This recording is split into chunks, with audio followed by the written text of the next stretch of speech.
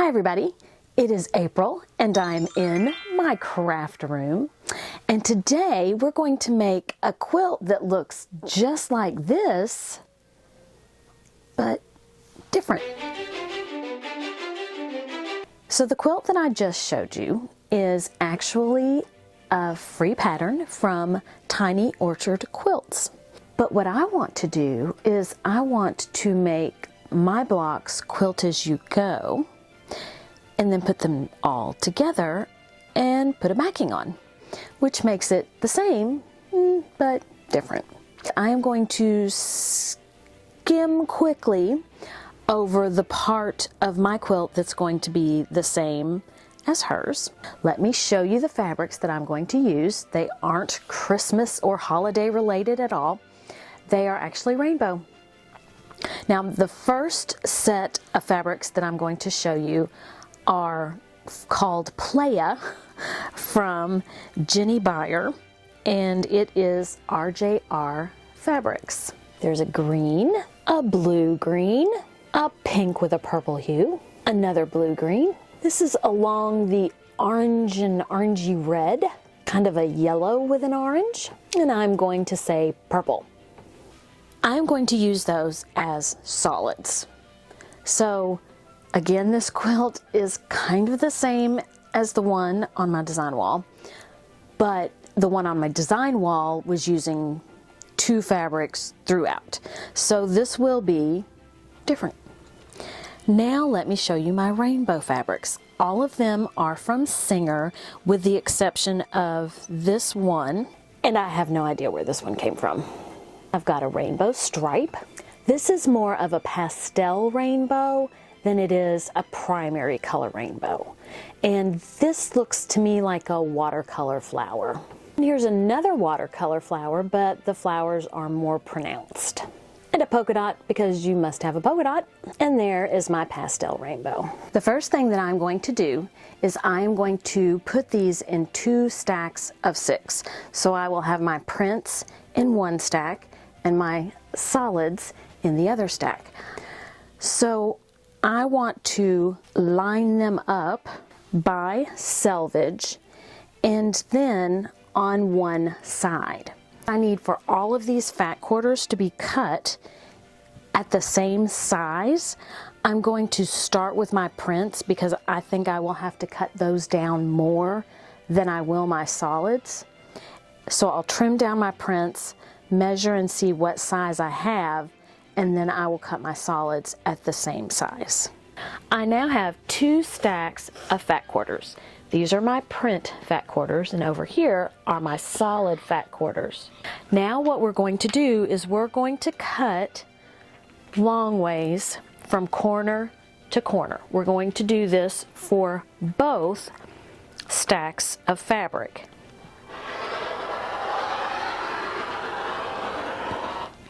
And then I'll move this ruler since I've got very little to move. I'll do that to the solid stack and then I'll come back with the next directions. Here I have my print stack cut, and here I have my solid stack cut. What I want to do is I want to pair a print and a solid. And so all along this long straight edge, just like that. And what I will do is I will take this top piece and I will put it on the bottom of this stack. So I will match this stack with this stack and then this stack with this stack. And because I put the print underneath, I won't have purple with the same print that I have purple with the print in this stack. So let me sew these and I'll show you what's next.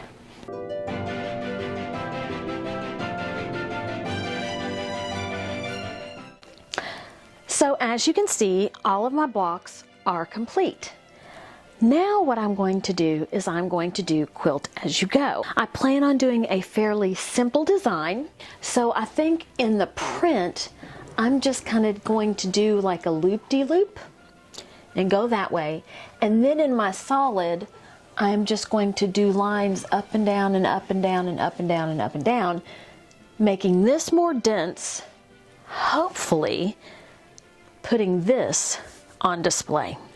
So what I have to do first is I have to cut some batting. So I have already done that for this particular block and a couple others. Great thing about batting is it also sticks to flannel. So let's go over to the machine, get it ready to free motion quilt. Let's see if we can get this done. So I have a clean bobbin case. I have my foot for free motion quilting. I've got my new needle in. I have my feed dogs are down. Going to put my little sheet down that smooths my surface.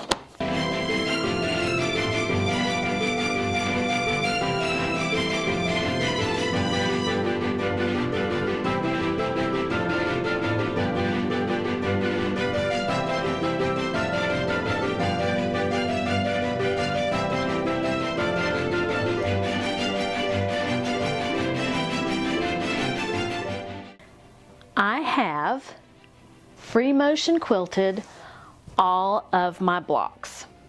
Kind of looks like a 4-year-old did it, but that's okay. It has been a while since I have free motion quilted on my machine, on my domestic machine, so I can live with that. Once I have finished free motion quilting the blocks, then I trim them down because I have this excess batting all the way around. And I connect them together. And that's what I did with this row. So this row is quilted and connected. And you can see on the back, it's and you can see on the back, it's just batting. I did not tack my fabric down with a 505 spray. You can do that, that will help you. My Dollar Tree garden gloves made all the difference in the world. They've got a sticky, and the sticky helps you keep a hold of your fabric. The 505 will help keep your fabric attached to your batting. That will also make it easier. And if you wanted to, you could do a basting stitch all the way around and then do your quilting. I didn't want to do that, but that doesn't mean that you can't. Then I can connect my 3 in my row, and I'll do that for all the rows, and then I will connect all the rows together, just like I do a regular quilt. Here you can see all the rows are attached. So now we've got the front that's done, but the back, not so much. What we are going to do is we are going to get a piece of backing, and we are going to stitch beside the ditch. So we'll attach the backing. We won't interfere with the quilting that's already been done, and we'll be one step closer to having a completed quilt. I have my helper here. My backing is 108 inches wide. Let's see how wide my quilt is. 64.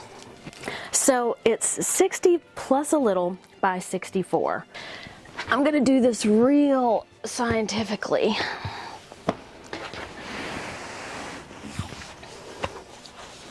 I'm going to be very generous in the amount that I leave.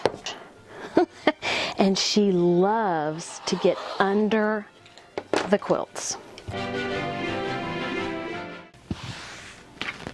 Just make sure that I get nice and smooth. we've got the backing attached. I'm gonna put a little spray right here, so that corner stays intact. But we are ready to take this over to the sewing machine. I'm going to roll this up because that's the way I like to have it. It's just easier to deal with under my machine. With my project rolled up like this, if I were to walk away and not work on it today or tomorrow or the next day, I found that you get fewer wrinkles or fewer creases in your project if you store it in a roll. Let's go to the sewing machine and do some straight line sewing.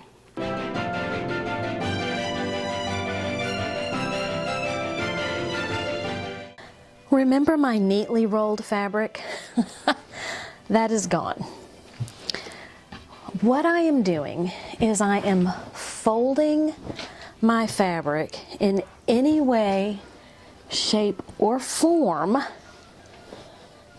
that I can to prevent drag. And what I'm going to do as well is put on the gloves that I used when I was free motion quilting, and hopefully that will give me some grip. So I'm not saying this is easy because it's not. It's not hard. I have my walking foot on, and my walking foot is integrated into my sewing machine. And it's this little bar that comes down in the back. But I am going alongside the seam. It doesn't matter which side I do it on, I'm just going along the seam. And what I need to try and do, and sometimes I forget, is I need to move from the inside towards the outside of the quilt, because otherwise I can get some bulk buildup, and we don't want bulk buildup. I want to drop my needle in a seam. So that's where I want to start. I want to start in a seam and then roll up as much of your fabric as you can so that you can grab onto it and have control.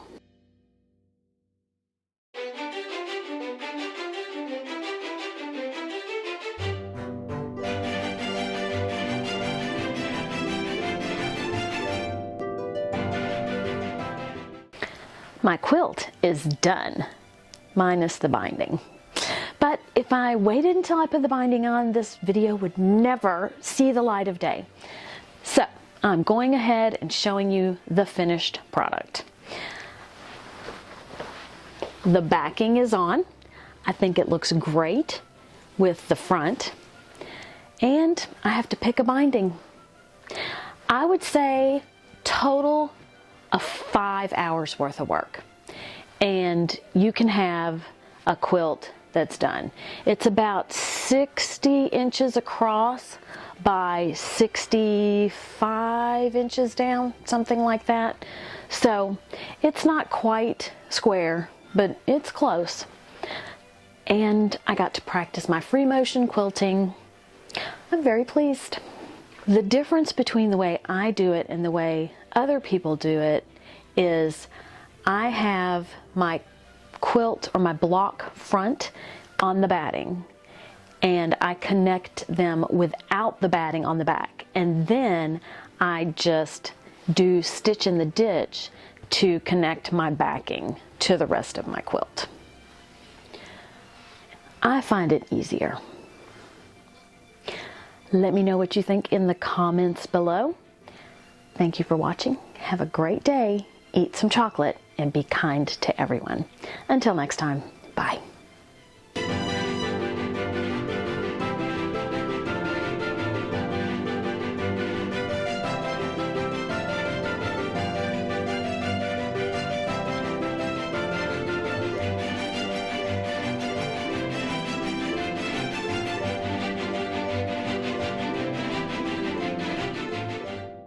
poinsettia.